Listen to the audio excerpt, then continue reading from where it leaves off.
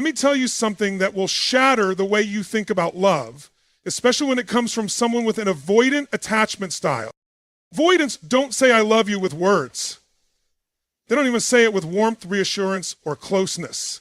Not at first. They say it with space. They say it by pulling away, and I know that sounds completely backwards, almost offensive, but if you want to understand avoidant love, you have to stop looking at it through the lens of what you need from love and start understanding how they survive it. Because for the avoidant, closeness is not comfort, it's a threat. And love is terrifying. It threatens their autonomy, it threatens their carefully built emotional walls, it threatens the idea that they can't be hurt if they never get too close. So what do when they actually start to care about you? They don't lean in, they back off. Not because they don't love you, but because they love you too much to trust themselves with it.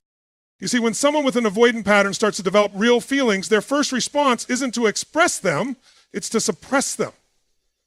Emotionally, they're wired to protect themselves, not to pursue you.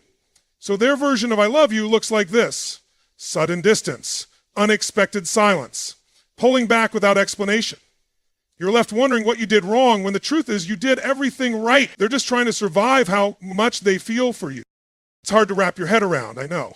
We've been taught that love should feel warm, open, available, but not all love expresses itself that way. For avoidance, love is a language without words. It's measured in hesitation, in glances from a distance, in proximity without pressure. It's them still watching your story after going cold on text. It's them staying on your social media, liking a post, then disappearing again. You think it's mixed signals, but often it's a signal they're trying to manage their feelings, not manipulate yours. Psychologically, this is about emotional regulation. Avoidants often grew up in environments where vulnerability wasn't safe, where independence was the only way to feel secure. So now, as adults, they've internalized a belief that too much closeness equals danger. It's not that they don't want love, they crave it. But they crave it from a distance because distance gives them control. So here's the paradox. When an avoidant pulls away, that might be the exact moment they're starting to fall for you.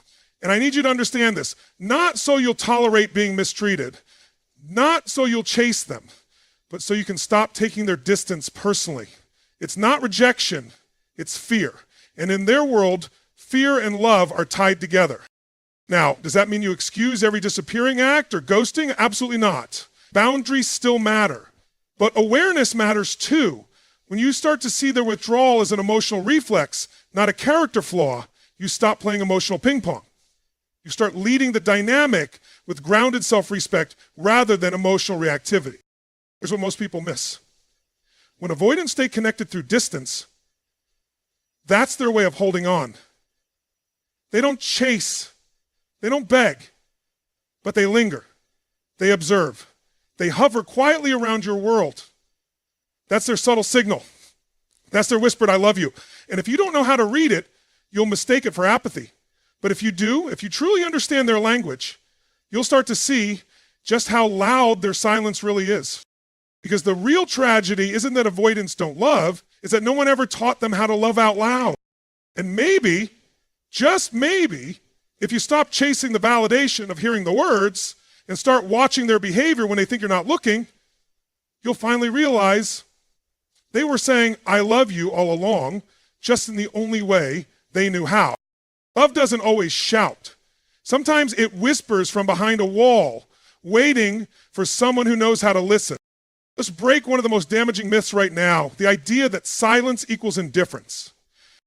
Because when you're dealing with someone who has an avoidant attachment style, silence isn't emptiness. It's not a dead end. It's not them checking out. Silence, for the avoidant, is often the sound of an internal war you don't even know is happening. You see, avoidants aren't emotionless. They're emotionally flooded. They feel too much, not too little. But they've spent their entire lives being told, taught, and sometimes traumatized into believing that expressing emotion equals weakness, chaos, or vulnerability they can't afford. So instead of showing you how much they care, they shut down, they go dark, they disappear. Not because they don't love you, but because they're terrified of what loving you is doing to them inside. This is critical to understand. You may think their silence means you're unimportant, but for the avoidant, silence is often their only way of managing emotions that feel too big, too dangerous, too fast. They don't say, I miss you, but they check your last scene. They won't admit they're thinking of you, but they scroll through your pictures. They'll watch from afar silently because that's where it feels safe to love you. Let me take it deeper. Psychologically, we all regulate our emotions differently.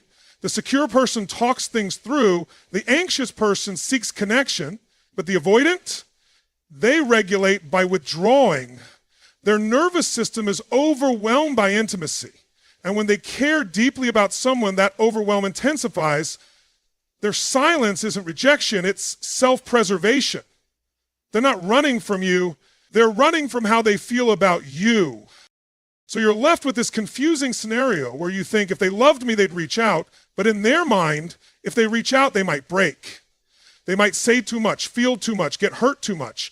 And because they never learned how to be emotionally safe with another human being, silence becomes their shield. It's not a wall built to keep you out, it's a fortress to keep their emotions in. I want you to feel the weight of this, because it changes everything. It's easy to take silence personally. It's human to want to fill the space. But avoidants live in that space. That's their comfort zone. And ironically, the closer they feel to you, the more likely they are to retreat. That's how you know it's real. That's how you know it's deep. Because when it's casual, they are composed. But when it's intimate, they go silent. They implode inside. Now, I'm not saying silence is okay. I'm not saying it's fair. But I am saying, don't mistake it for a lack of love. Don't confuse emotional paralysis with emotional apathy. Because many avoidants are screaming inside, you're just not hearing it in the way you expect.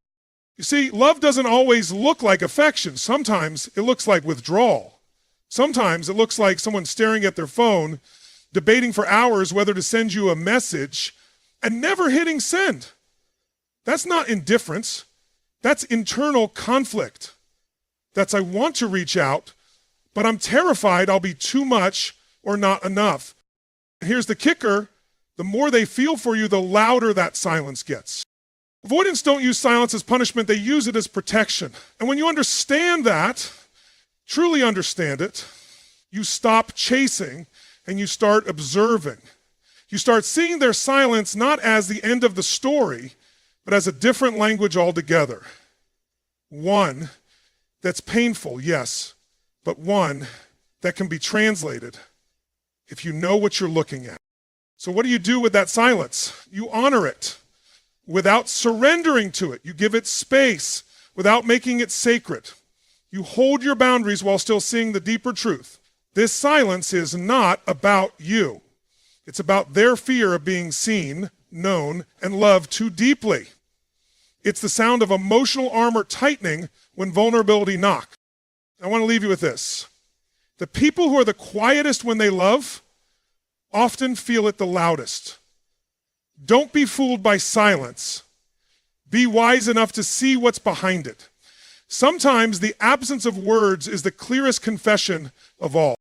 Because when silence is fueled by fear, it's not the end of love, it's the beginning of a battle they're trying to win for you and within themselves. Let's talk about something that almost always gets overlooked when you're dealing with someone who has avoidant tendencies, the small things. Most people are looking for grand gestures, the flowers, the constant affirmations, the romantic text messages. And yes, those are beautiful, powerful ways to express love. But if you're dealing with someone who struggles to open up emotionally, who has learned to fear vulnerability, their version of love is rarely loud. It's subtle. It's hidden in moments so small you'd miss them if you weren't paying attention. And here's the shocking part. Those moments are often more honest than any I love you ever spoken. When an avoidant remembers your favorite type of coffee or the exact way you take it, they're not just being nice. That's data to them. It's a way of saying, I noticed you, I care enough to store this information because you matter. They may never say it outright, but they remember, they observe. And in their world, remembering is loving. It's just delivered in a way most people are too emotionally impatient to understand. Avoidants have a different approach to intimacy because emotional closeness feels risky to them. They often express love in ways that are less about exposure and more about control. So instead of verbalizing deep feelings, they do small things that hold deep meaning, like noticing what makes you laugh, showing up when you least expect it, or sending you a song that reminded them of you even if they don't explain why. Those aren't coincidences. Those are calculated expressions of affection that don't require vulnerability, but still carry the weight of meaning. Now let's talk psychology for a second.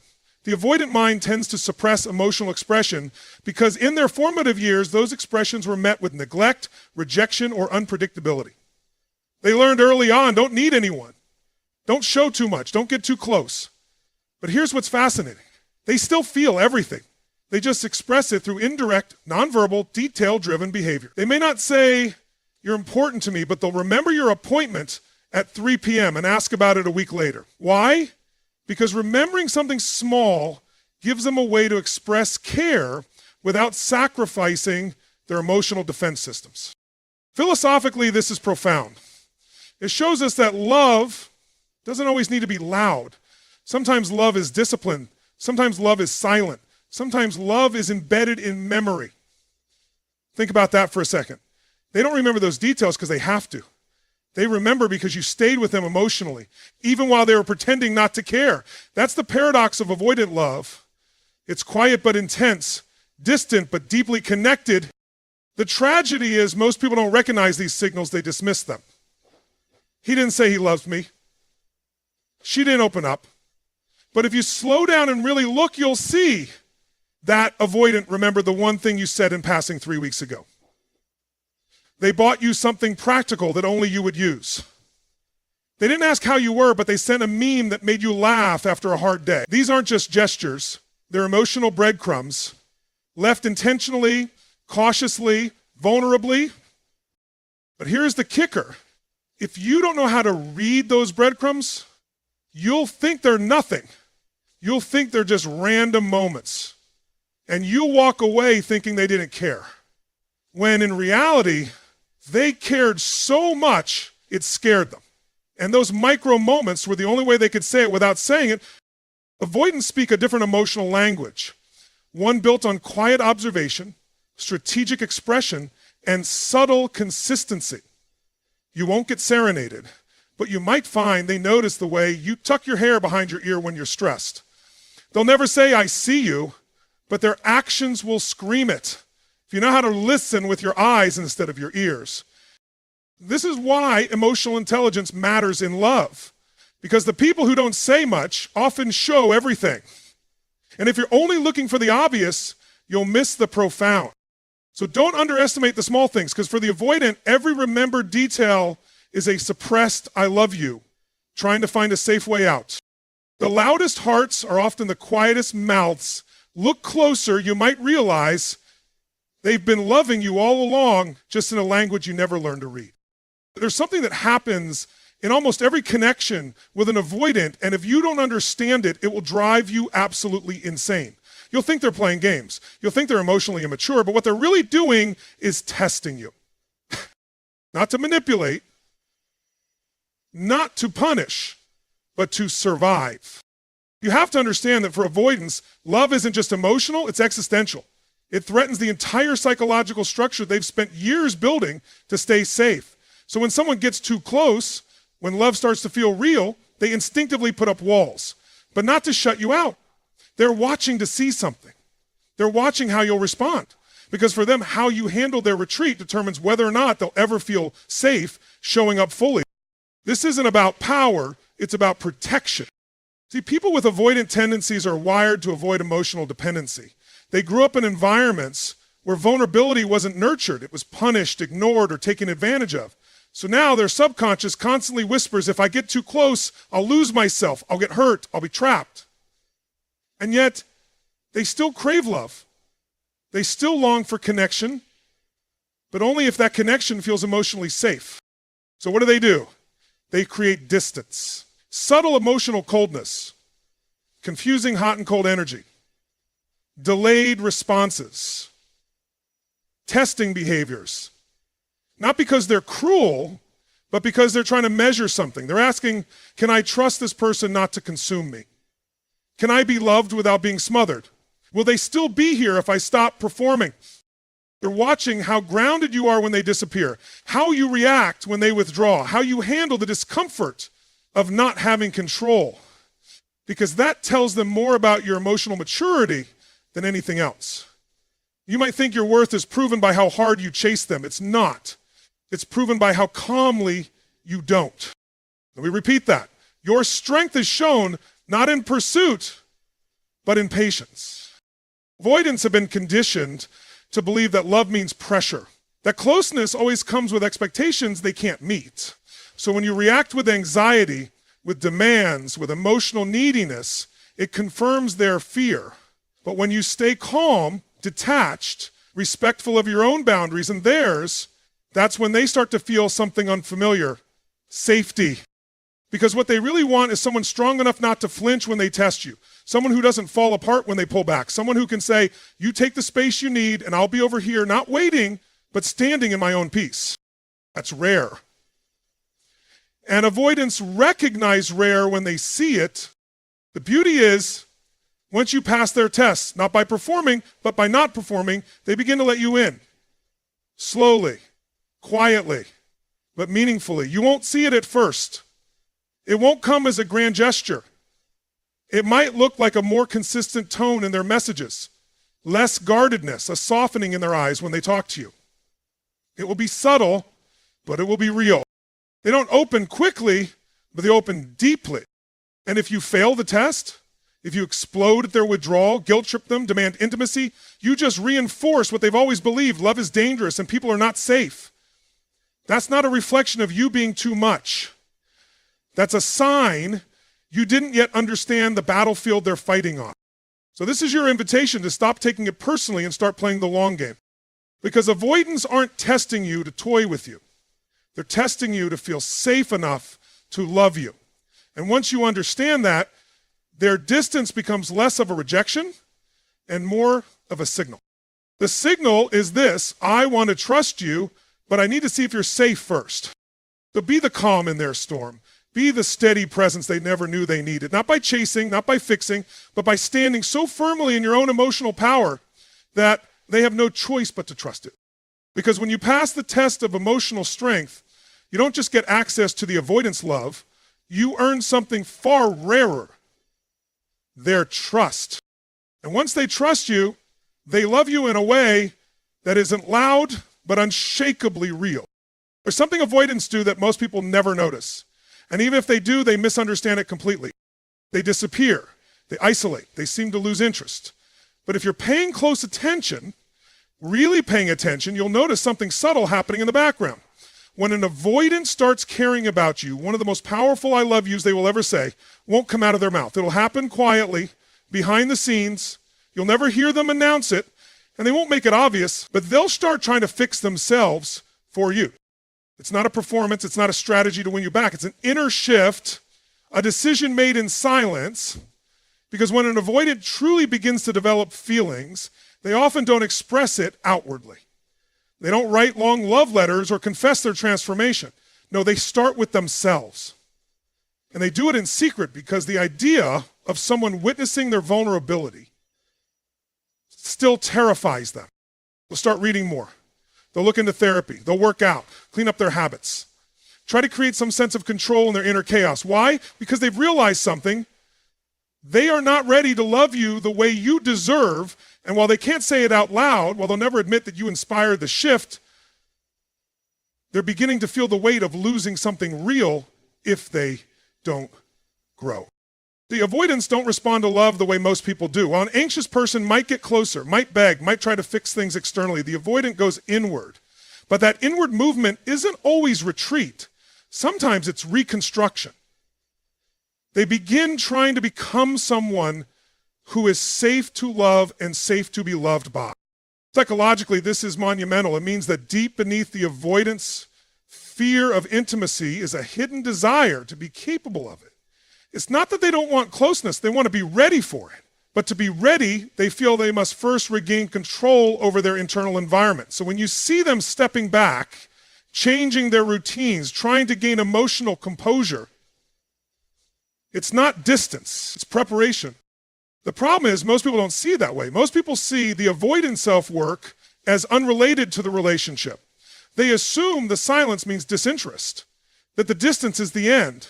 But often it's the beginning. It's their awkward, painful, invisible way of saying, I know I can't love you properly yet, but I want to be someone who can. This is where the emotional intelligence has to kick in. If you're looking for validation, for constant reassurance, you'll miss this completely.